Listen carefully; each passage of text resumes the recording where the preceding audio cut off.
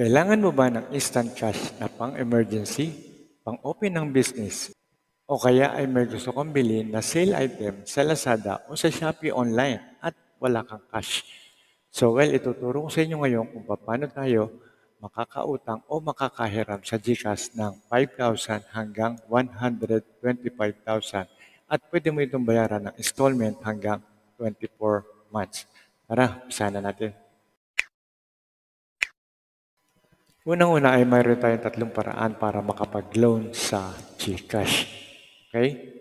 So, mula sa GCredit, GLoan, hanggang GGives. Okay? Pinagkaiba lang nila ay ang GCredit, kung makikita nyo sa ilalim, ay hanggang 30,000 lang ang limit at 45 days nyo lang dapat bayaran.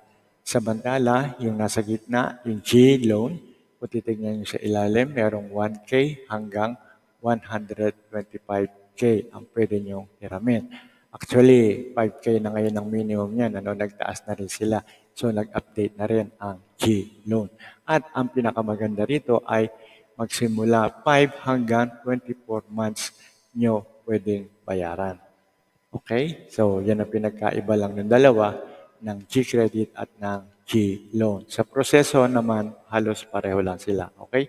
So, mag-concentrate tayo sa GLoan. Okay? So, next. So, saan natin pwedeng gamitin? Pwede natin gamitin yan pang emergency at sa ating mga online transactions at yung mga essentials.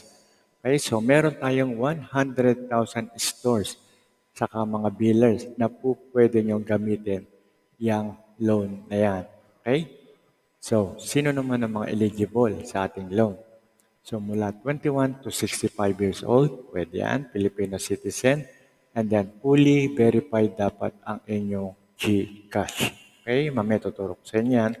And then, meron kayong good financial record, walang problema, nagagamit nyo ang inyong GCash, walang kakaibang transaksyon. Okay? So, na-maintain nyo ang good G-score. Ipapaliwanag ko rin sa inyo kung ano yung G-score.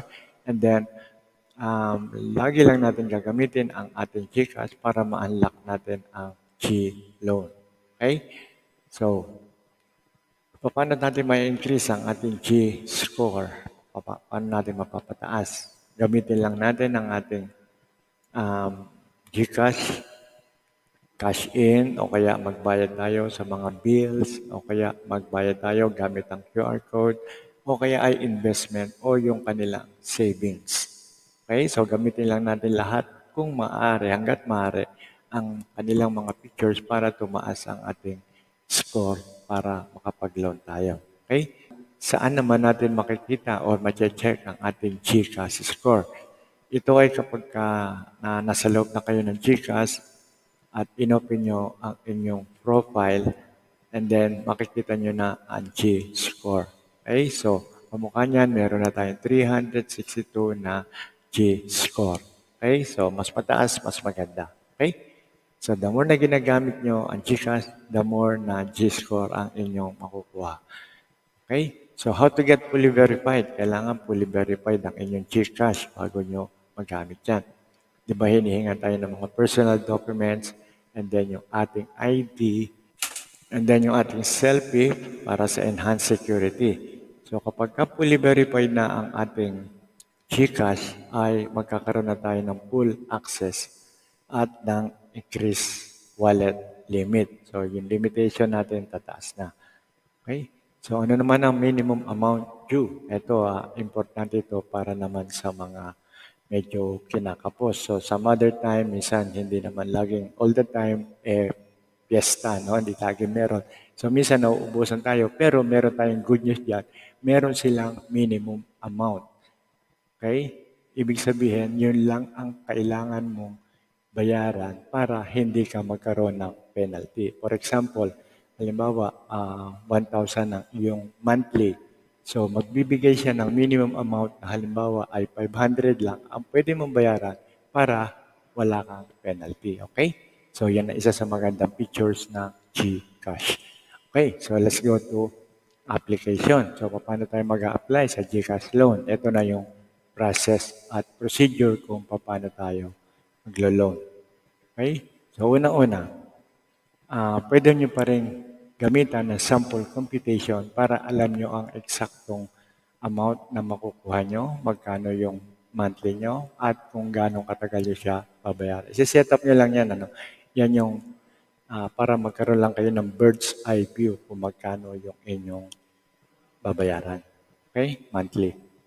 Okay? So yan, bibigyan niya sa inyo ang mga details kung magkano lahat para aware kayo sa inyong uutangin. Okay? So, step number 1.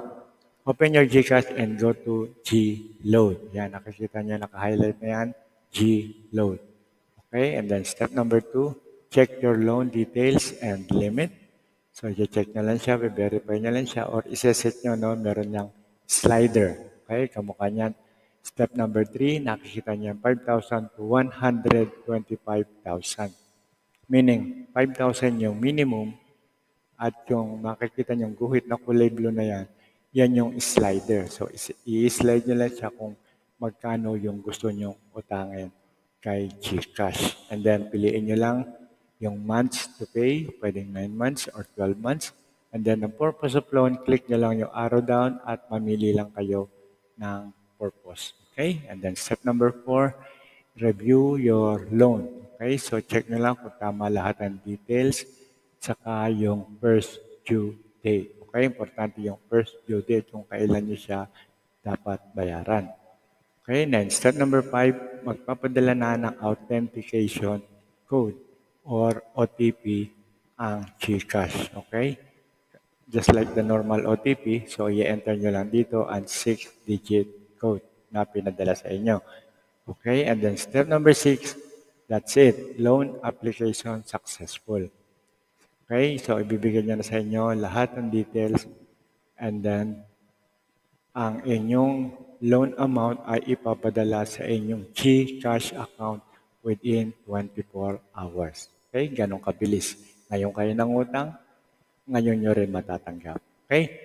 So, katulad ng nabanggit natin kanina, meron pa tayong other 2 options na makapag-loan. So, hindi lang muna natin iti-take up yan. So, binigyan ko lang kayo ng idea na meron pang 2 paraan para makapanghiram. Okay? Yung isa ay short term, yung isa ay long term. Okay? So, next. Meron din tayong helpline saka mga hotline numbers ang GCash kung sakali meron pa kayong mga katanungan. So, doon mismo sa loob mismo ng app ay meron ding helpline. Okay? At meron ding chat with Gigi, yun yung pwede nyo kausapin.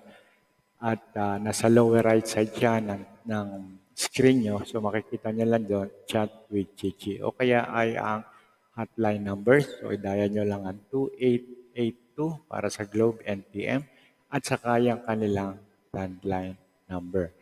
Okay? So, sana meron na naman kayo natutunan sa ating video at huwag nyo lang kakalimutan. Thumbs up nyo lang at i-like nyo na rin and hit the bell para maging masaya naman kami at makapag-produce tayo ng mga educational videos katulad nito. Okay? Mula po sa Promag TV, huwag nyo na rin kakalimutan ang ating Facebook page. I-follow nyo na rin. Okay? Mula po sa Promag TV, maraming salamat and God bless.